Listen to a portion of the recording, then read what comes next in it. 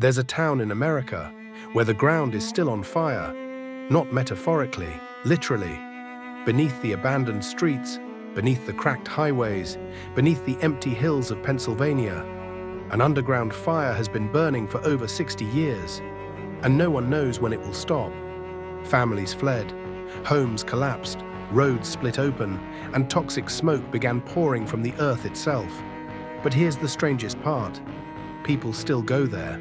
Long before Centralia became famous for smoke and abandoned streets, it was just another hard-working American mining town. Nestled in the hills of Pennsylvania, Centralia was home to nearly 2,000 people at its peak.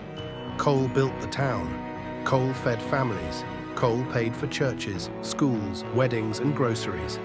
For generations, miners descended deep underground every single day into a maze of tunnels stretching for miles beneath the earth.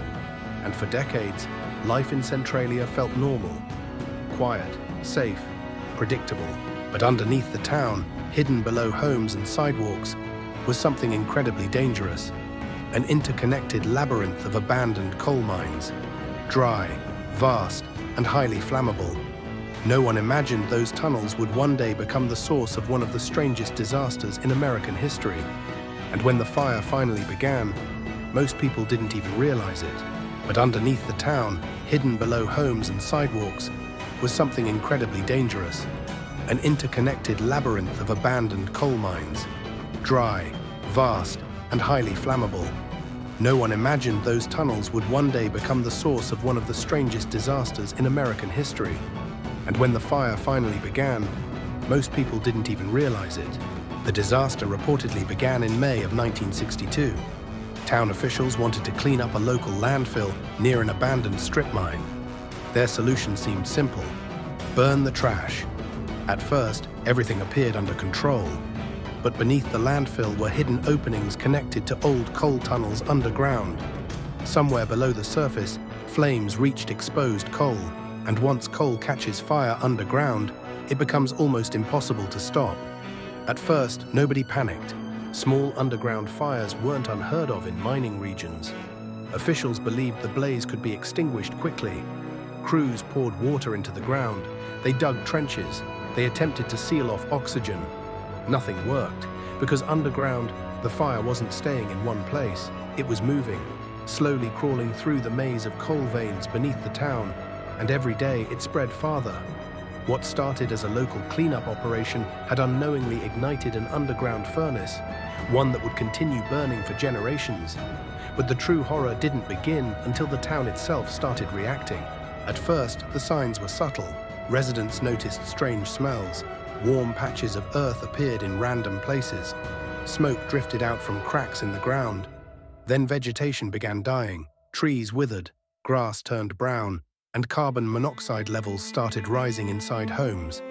People were becoming sick without understanding why. But the scariest part, no one knew exactly where the fire was underground. The tunnels beneath Centralia stretched for miles in every direction. The fire could emerge anywhere, and sometimes it did. Roads became dangerously hot, basements filled with toxic gases, entire sections of land started collapsing inward. Then came the moment that terrified the entire town, a moment that convinced many residents they were living directly above hell itself. In 1981, the nightmare became impossible to ignore.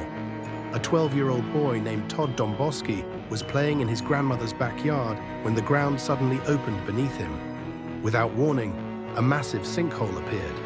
Nearly 150 feet deep, smoke and deadly gases poured from the hole as the earth crumbled away. For a terrifying moment, Todd dangled on the edge of falling into the burning ground below.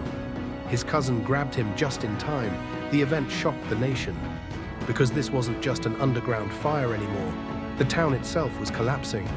Experts warned that the ground beneath Centralia could continue opening without warning.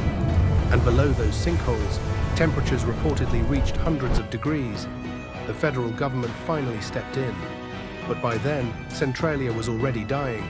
And what happened next transformed the town forever. During the 1980s, the government concluded the fire could not realistically be extinguished.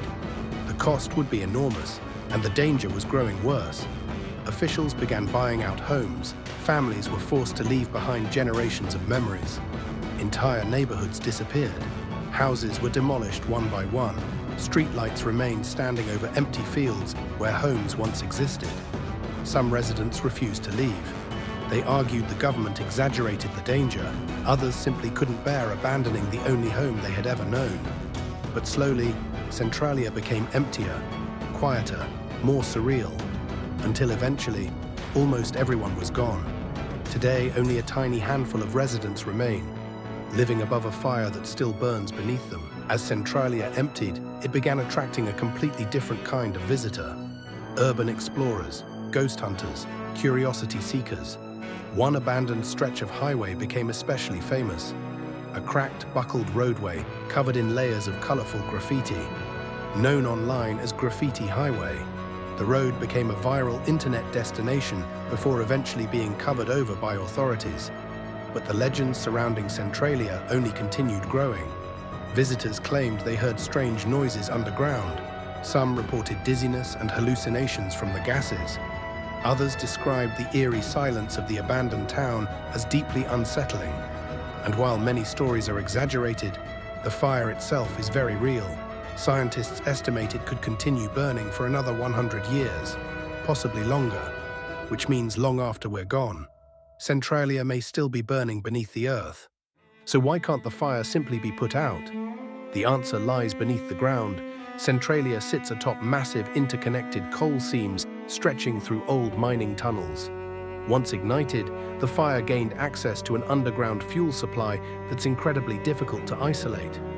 To stop it completely, crews would likely need to excavate enormous portions of the earth itself, at enormous cost, and even then, there's no guarantee it would work.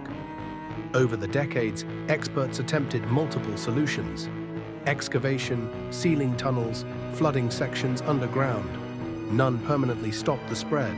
Instead, the fire adapted, moving silently through the maze below, invisible most of the time, until smoke or heat finally revealed where it had traveled. Most ghost towns died because people left. Centralia is different. People left because the town itself became dangerous. Because beneath the quiet hills of Pennsylvania, the earth is still burning.